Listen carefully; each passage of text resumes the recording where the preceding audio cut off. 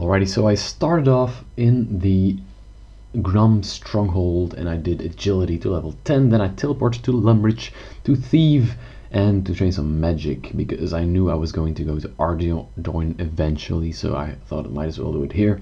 Luckily got a random event. So on my way to Draenor to continue my agility training, I did some fire making, some magic, some wood cutting. Figured whilst I'm here I might as well get my fishing up to level 20 and of course cook everything I have, so also get my cooking up. I figured, you know what, I get everything up to about 20 because it's so fast with the 20 times experience. Because if you didn't know, and which I didn't know, I would have done things a whole lot differently if I knew this, but during the 6-hour protection, you get double the experience you normally get. So normally you get 10 times experience up to 5 times. Well, at level 1 you get 10 times, and level 50 you get 5 times experience, and then it stays 5 times experience. So with 6 hours it's exactly the same but double, so it's 20 times experience, and then it goes to 10 times until the 6-hour protection is go over. So yeah, I got my agility in Draenor, then I went to Feldor for some mining training, and I figured, you know what, I'm here at the cows, let's get a few cow hides, maybe I can earn some money with that. Also get my cooking up, also get my prayer up a little bit, get my ranged up, get my combat stats up. So yeah, that's what I did. Then when I came to Feldor, I figured, you know what, I'll go through the mines all the way to Edgeville, and then from Edgeville I will go to Varrock GE. So yeah, whilst I'm here I was training something, but the scorpions were annoying, so I figured, you know what, I can also train iron ore right here. I can train mining right here. So that's what I did, and I kept all the ores because I knew they, well, I didn't know they would sell, but I hoped they would sell. Then I went to Edgeville. I thieved a little bit more because, I don't know, I wanted to get my thieving up a little bit more. Then I tried to sell everything because I wanted to get money to go to Lava Dragons. That was my eventual goal. First I wanted to get agility up to 30 so that I can use the Varrock's thingy, which is safe, so that I could do it later always. But yeah, here in the Grand Exchange I tried to sell everything. Luckily there was a guy who bought my emeralds because they didn't sell in the GE. Then I did some agility and figured, you know what, this is way too slow. I don't want to waste any more time. I want to go to Lava Dragons. So, but before I did that, I figured, you know what, I can use a little bit more cash. I'm after these runes, and I got lucky with the herbs from the men. So yeah, I did a little bit of thinking about the runes for the Lava Dragons. I tried to sell everything. I bought everything that I could buy. I tried to buy amulets, but they didn't buy. So, and that's when I went to Lava Dragons. Without food. Very stupid. So I recommend you always use food. Because as you can see, boom, dead. That's how quick it goes. So yeah, but I use a time to buy these the book chronicle stuff, and then I just walked all the way back to Lava Dragons.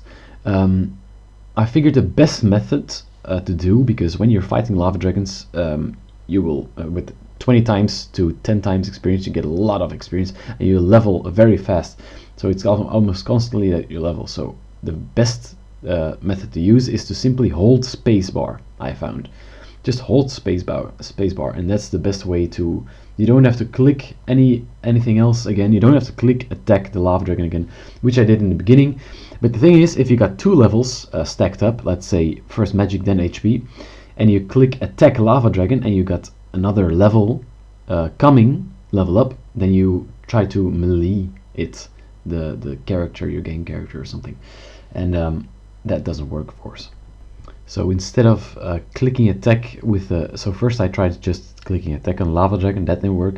Then I used the spell, click use Fire Strike on Dragon, but even that doesn't work, I think, if there's another level. I'm not sure, but yeah, the thing is, you just simply hold spacebar, and then all the levels that you have will just simply pass by, and then you continue attacking. And there's no danger of running towards the dragon and almost dying, or dying completely like I did.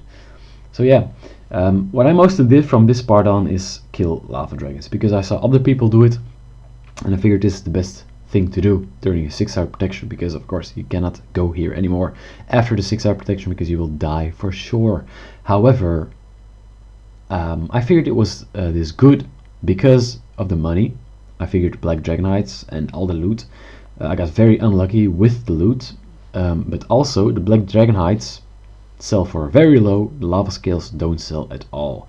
So it isn't very good money. By the way, here I collect some food because I figured why not, and I also trained some more thieving because I figured why not. Try to sell everything including the silk. I think I tried to sell, yeah.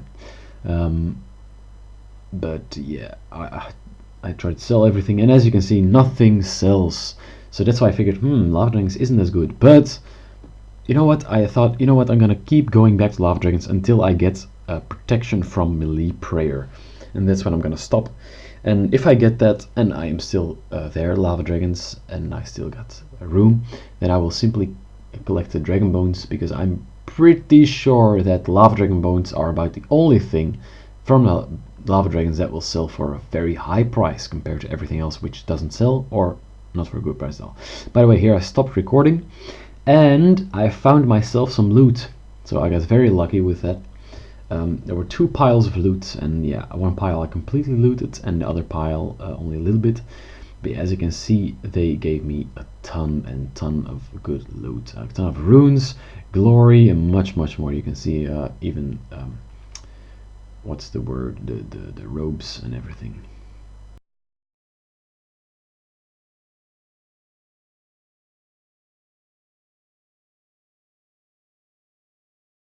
Alright, so here I figured, you know what, the Black Dragonites don't sell for a decent price. Maybe they would sell for very low, but I didn't want to try that. I figured, you know what, let's go to Lumbridge. Bought myself a steel axe because I knew I wanted to trade wood cutting up more. And you know what, let's tan these hides into black leather, and that's gotta sell, right? You know, that has to sell. And you know, whilst I'm here, I can also buy some bronze bars to train my smithing up. Alrighty, so then I went to the Grand Exchange and I tested the prices, black leather and black dragonhide, and there was a huge margin for profit. And I'm not exactly sure, but I calculated the profit that it was per hour, and it was insane. It was I think it was about 3.45 mil per hour. If the price, of course, stayed exactly the same as they were, then I think it was buying Black Dragonite for 1k each and then selling them for 2.5k each, the leather. So that's 1.5k profit per Dragonite. So that's insane. And whilst I'm under protection, of course, I can do that stuff.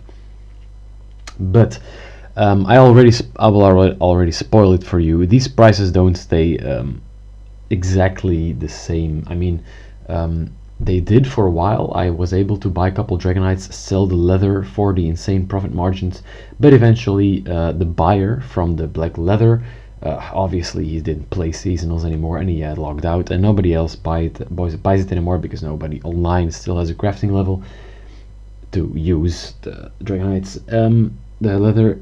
And so yeah, they stopped buying, and I was just left with a bunch of leathers worth 600k if I were to sell them for 2.5k each.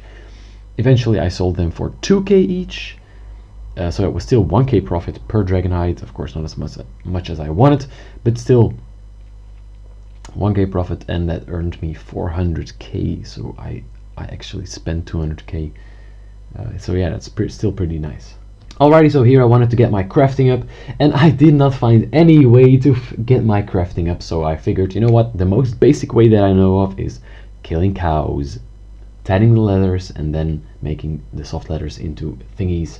Of course, it didn't cross my mind that I could also use the buckets of sand and soda ash, which later I did, but at this time I didn't figure that was possible. I just didn't think of it, because you can actually make at level 1 crafting, I believe you can make molten glass, and you can even make beer glasses. So, but yeah, I figured, you know what, this way I can also train my combat. So firstly I tanned all my black Dragonhides into leather, then I bought some bronze bars, and then I went to the Grand Exchange to buy some crafting supplies, hopefully to get my crafting up, but nothing bought, as you can see.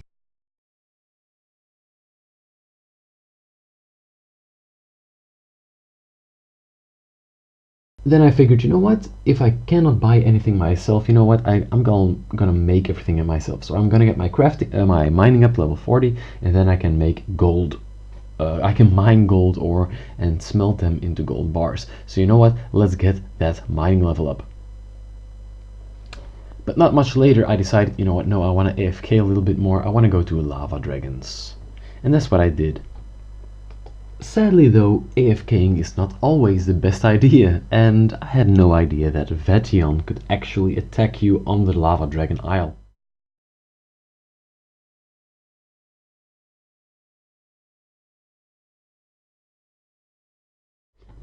Then I moved away from the deadly Vation spot, and I continued my AFKing Lava Dragon training.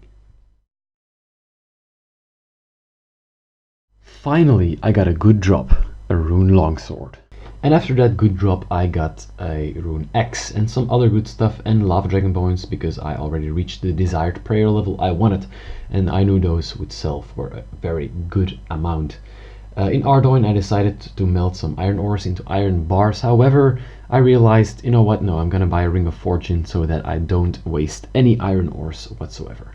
Then I teleport to Varrock, realized, you know what, let's just mine a full inventory of iron ore here as well, and make my way to GE with that much time remaining. So in the GE I wanted to sell everything, and this got me a decent amount of cash finally.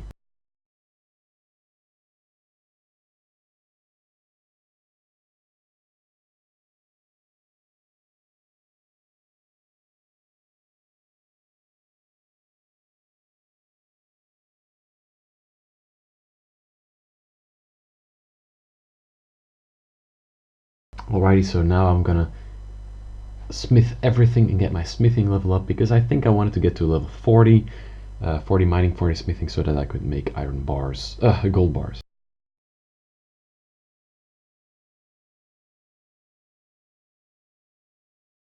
I also managed to buy myself a ring of fortune. I got very lucky with that because obviously the market is very small and there are barely any items being sold or bought in GE. But luckily I got myself a ring of fortune to make these iron ores into iron bars. I decided to get some more money to buy more stuff, and I figured, you know what, quick way for some money is herbs, because those are guaranteed to sell. Even the Guams sell for, I think it was 500 GP or 1k each. At some point it was 1k each.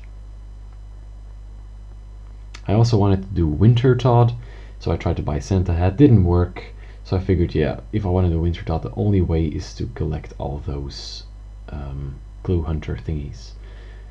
I also didn't have the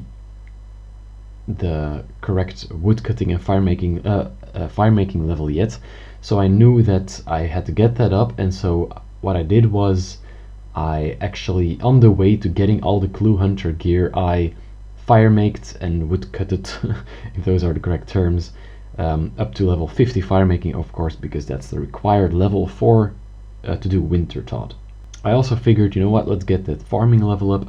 At the time I didn't really realize that you need that you also get fire making experience as Winter Todd, but I figured, you know what, let's get it up a little bit, because I knew that even just raking the weeds is a decent amount of experience, and certainly a decent amount when you get 20 times the experience. So I finally worked my way up to willow trees, and this is actually a very good spot near Ardoin, even if you're just on regular worlds or whatever. It's pretty close to the bank, and of course there's almost no people cutting those willow trees.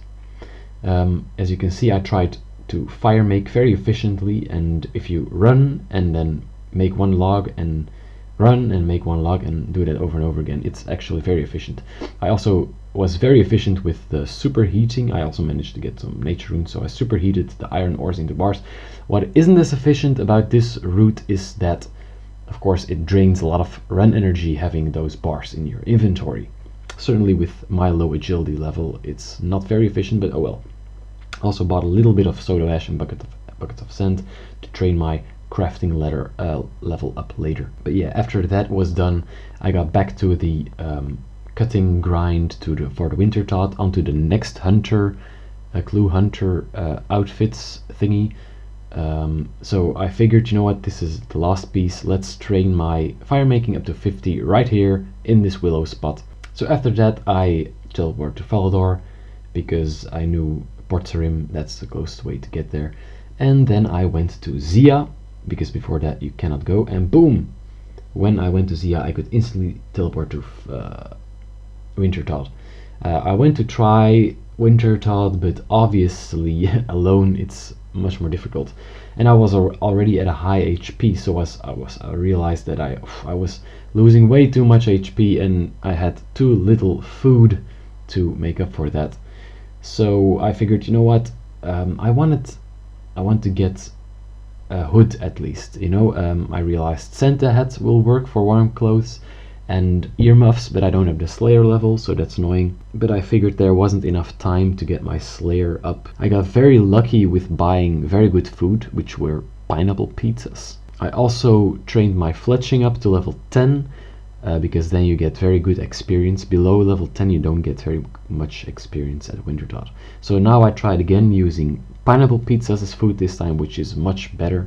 And I think this time I actually, even though it took very long, of course, because if you do Wintertodt by yourself, if you have tried that, it's very much possible, of course, but it takes a very long time.